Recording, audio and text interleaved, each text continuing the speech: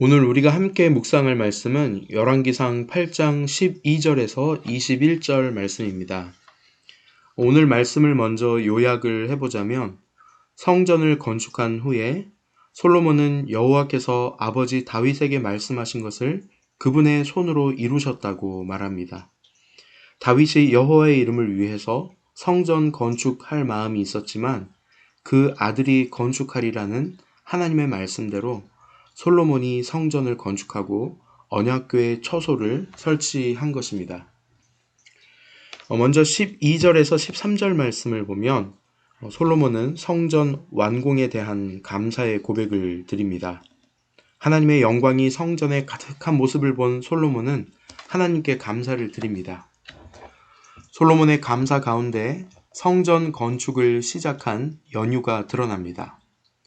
즉 하나님은 원하지 않으셨지만 솔로몬이 하나님을 위해 성전을 건축했습니다.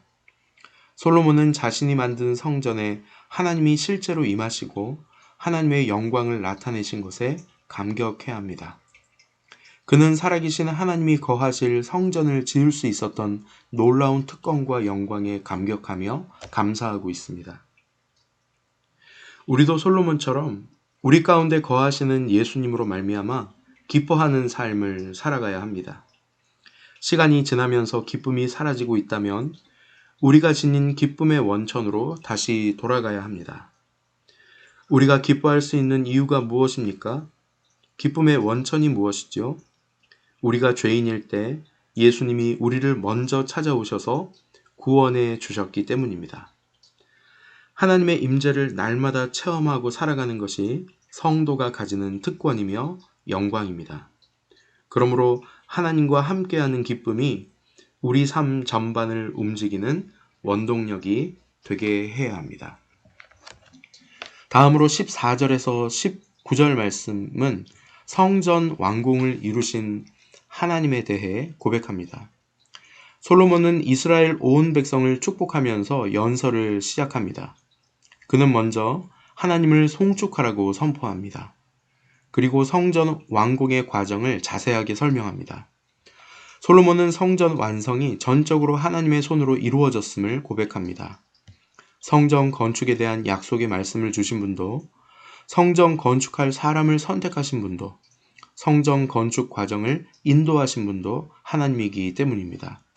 솔로몬은 성전 완공에 대한 모든 영광을 하나님께 돌리고 있습니다.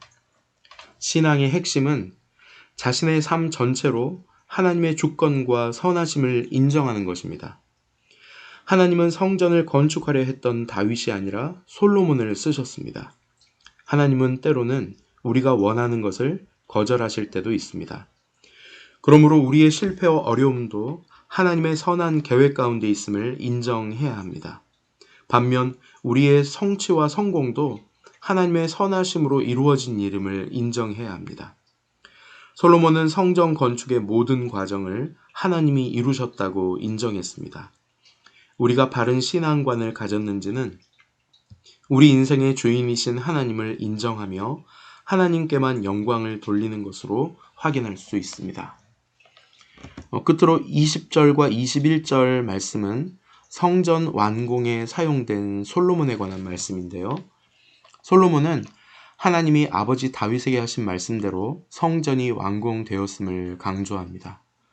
더불어 하나님의 약속대로 자신이 다윗을 이어서 왕이 되었고 자신이 하나님 여호와의 이름을 위해 성전을 건축했으며 하나님과의 언약이 담긴 궤를 성전의 지성소에 두고 성전을 완공했다고 설명합니다. 솔로몬은 약속을 지키시는 하나님을 강조하면서 자신은 그 약속을 이루시는 과정에 사용된 자일 뿐임을 고백합니다.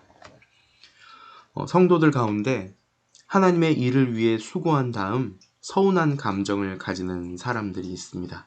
그 배경에는 자신이 성취한 일에 대한 인정과 보상이 부족하다는 마음이 깔려 있습니다.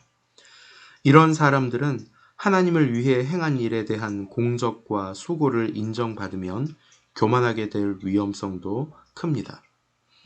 우리는 자신과 자신의 일에만 시선을 두지 말고 우리 인생을 축복하여 사용하시는 하나님을 바라보아야 합니다. 우리를 구원하셨을 뿐만 아니라 반드시 완성될 영원한 하나님 나라를 위해 일하게 하신 것은 우리에게 있어서 차고 넘치는 하나님의 은혜임을 기억해야 할 것입니다. 하나님의 영광은 우리의 업적으로 더해지는 것이 결코 아닙니다. 우리는 그저 다함없는 하나님의 영광을 드러내는 도구일 뿐입니다. 따라서 우리는 모든 영광을 하나님께 드려야 합니다.